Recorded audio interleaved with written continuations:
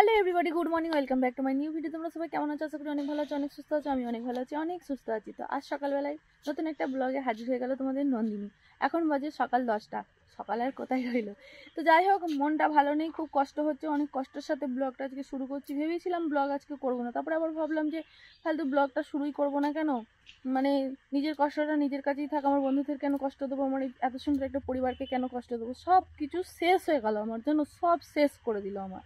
বললে বলবে হয়তো কি হয়েছে, শুনবে তোমরা শুনলে তোমাদের চোখ দিয়ে জল বেরোবে। জানো আমার তো খুবই কষ্ট হচ্ছে, খুবই কান্না পড়ছে। যাই হোক, সকালবেলায় মামাদের বাড়ি থেকে ঘুম থেকে এলাম। ধন্যবাদ। সকালবেলায় ঘুম থেকে ও বাড়ি থেকে উঠে এ বাড়িতে এলাম। মানুষ কি করে, ঘুম থেকে উঠে এসে আগে ব্রাশ করে হাত মুখ ধুয়ে এটাই করে, তো সে আমারও যে ডিউটি আমিও সেটাই করলাম।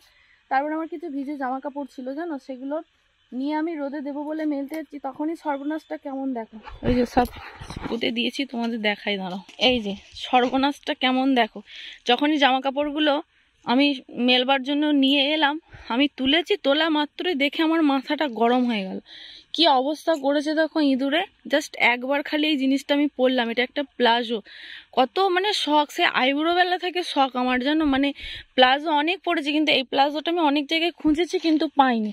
একবার পরলাম এটা, 550 টাকা দিয়ে নিয়ে এলাম। 550 টাকাটা বড় কথা নয়, একটা শখের জিনিস। ইঁদুরে কি অবস্থা করেছে দেখো। এই যে দেখো, এই দেখো, দেখতে পাচ্ছ আশা করি। এই যে এই একটা জামা, এটা কালকে পরে গিয়েছিলাম, দরকারে বেরিয়েছিলাম, নিশ্চয়ই ব্লগে দেখেছো।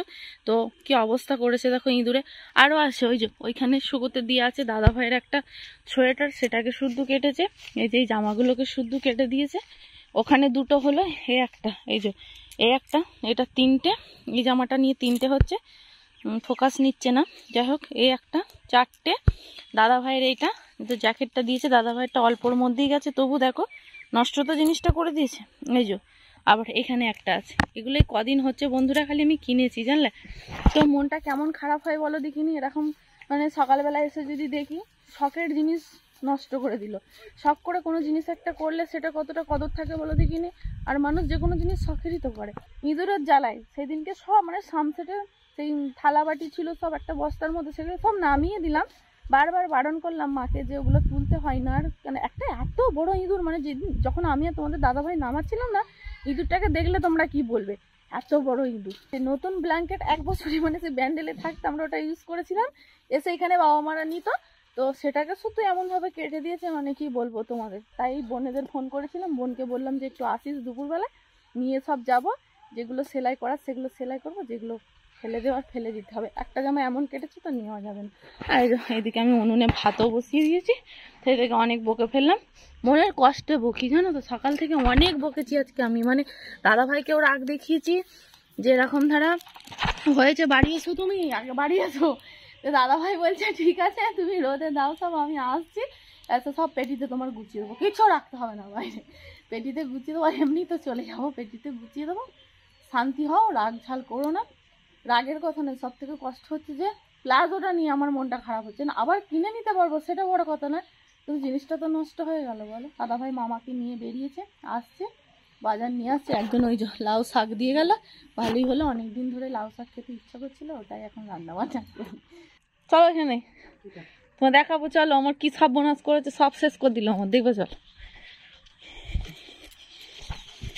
তোমার সোয়েটারটাকেও দিয়েছে দাঁড়িয়ে, এমন জায়গায় দিয়েছে, তাও একটা দিয়েছে দেখো শুধু, মানে একটু, মানে সব কটা যে কটাকে পেয়েছে মোট কথা ওই একটু একটু করে মুখ দিয়েছে। আর সে বলে না সেই মিষ্টি লাগলে সেই জিনিসে একটু করে মুখ মারবে, সেরকম করে দিয়ে গেছে। একটা জিনিসও ছাড়ি না, দেখো এইটাকে শুধু দিয়েছে। এই যে এটা খোলো, দেখো পেছনে এক জায়গায় 2 জায়গায় দিয়েছে এটা। হ্যাঁ দেখো 2 জায়গায়, কি দেখো এইখানটা দিয়েছে। হ্যাঁ দেখো রিপু করে আর ভাল লাগবে বলো। আর এইটা দেখো, দেখো এইগুলো হলে অস্ত্রটা দিয়েছে। চলো ঠিক আছে, অস্ত্রটা চলে যাবে, কিন্তু কি সেলাই করবে, এটা ঘর মোছা ছাড়া আর কিছু করার নেই। ভালো জামাগুলো গো, সোয়েটারটাকে নষ্ট করে। এটা রিপু করলে খাওয়া ভাল লাগে পড়তে না, কে বলছে ভাল লাগে না, রিপু করলে বুঝতেই পারবে না, কিন্তু এর কালারের ছিটটা দরকার। তাহলে কালারটা সেই যারা ভালো রিপু করতে পারে তাদের দিতে হবে, কিন্তু এর কালারের এটা কোথায় ম্যাচ করে দিতে হবে।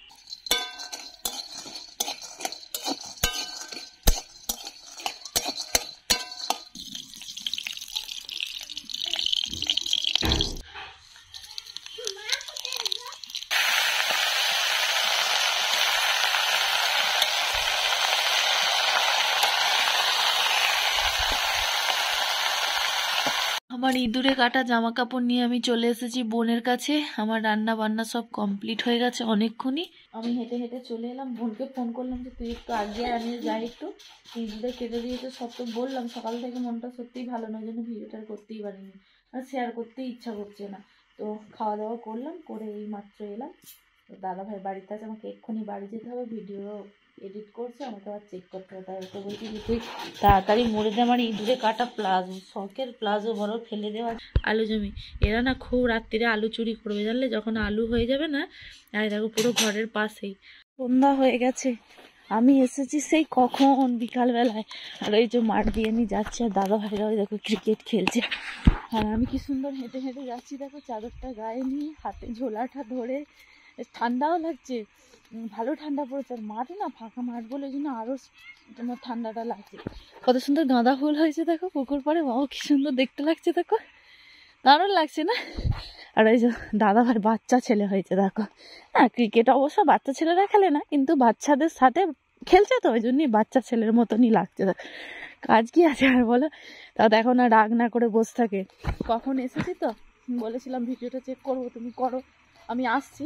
তো অনেকটাই দেরি হয়ে গেল, ওই জন্য এমনভাবে কেটেছে সে সেলাই আর হচ্ছে না, বিচ্ছিরি দেখতে লাগছে। উপায় কিছু নেই, ওটাকে বাড়িতেই পরে নিতে হবে, বাইরে পরে তো যাওয়া যাবে না। মানে দেখতে কি বিচ্ছিরি লাগছে, তোমাদেরকে দেখাবো, দাঁড়াও আগে বাড়ি তো যাই। ক্যাচ হতে এটা ক্যাচ নিতে পারলি না তোরা, এই ক্যাচ নিয়ে রে। হ্যাঁ ভালো নয় সব, দুটো এই বড় বড় ক্রিকেটাররা এত বল নিয়ে খেলে না, তোরা যা বল নিয়ে খেলছিস। হ্যাঁ, বিরাট কোহলি দুটো বল নিয়ে খেলে না, তোরা যা খেলছিস। রোহিত শর্মা খেলে, ঠিক দেখেছিস? সব ক্যাচ দিচ্ছে, একটাও ক্যাচ নিতে পারছে না। কি তোরা খেলোয়াড় হবি? হেই হাট, সিক্স দিয়েছে, সিক্স। কারেন্টের তারে কেমন পাখিগুলো বসে আছে দেখো, লম্বা একদম সারি সারি সারি দিয়ে বসে আছে। বাচ্চা ছেলেগুলো পেয়েও ভালোই দিচ্ছে, বড়দের সাথে খেলে না, দেখবো কেমন দিতে পারো। আমাকে উড়িয়ে দিচ্ছে তাহলে। ছি, এমন ভাবে করেছে, ওটা পরে আর কোথাও যাওয়া যাবে না জানলে, কি বিচ্ছিরি লাগছে। আউট আউট, এই ছোট ছেলে পেরম করছো কেন? কে ছেলে আউট হয়ে গেছো তো, দেখো না কেমন করছে খালি। আর ওয়েদারটা দেখো, বেশ ঠান্ডা ঠান্ডা ওয়েদার। এটা আমার হাতে ব্যাগটা না থাকলে আমি এক হাতে একদম ক্যাচ করে নিতাম। বলটা ছুড়বো আর তখন ওইদিকে পড়বি, হ্যাঁ কর ওদিকে।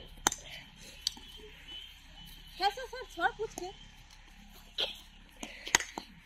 दीप बॉल कर, बॉल छक्का, बॉल करे हट। पैंटा काउंट পড়ে দিল। আর বড় ব্যাগ নিয়ে তো দে, এই ভাই আমায় দে না। মনে কষ্ট, মুখে হাসি, আমি বেশ ভালো আছি। কেমন ক্রিকেট খেলা দেখছি বসে বসে আমি।